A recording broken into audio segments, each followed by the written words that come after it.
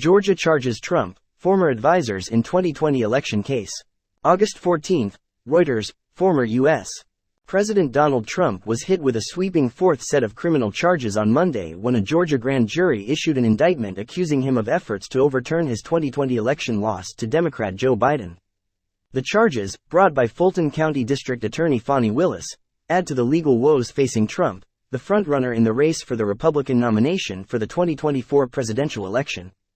The sprawling 98-page indictment listed 19 defendants and 41 criminal counts in all. All of the defendants were charged with racketeering, which is used to target members of organized crime groups and carries a penalty of up to 20 years in prison. Among the other defendants were Mark Meadows, Trump's former White House chief of staff, and lawyers Rudy Giuliani and John Eastman.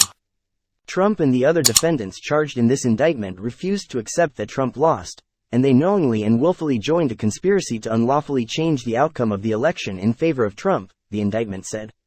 Lawyers for those named either declined to comment or did not immediately respond to a request for comment. The case stems from a Jan.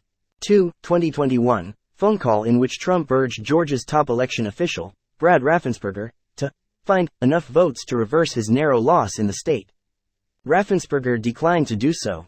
Trump's supporters stormed the U.S.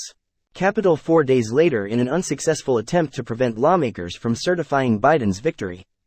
The indictment cites a number of crimes that Trump or his associates allegedly committed, including falsely testifying to lawmakers that election fraud had occurred and urging state officials to violate their oaths of office by altering the election results. Prosecutors also cited the breach of a voting system in a rural Georgia county and the harassment of an election worker who became the focus of conspiracy theories. It also mentions an alleged scheme to subvert the U.S. electoral process by submitting false slates of electors, people who make up the Electoral College that elects the president and vice president.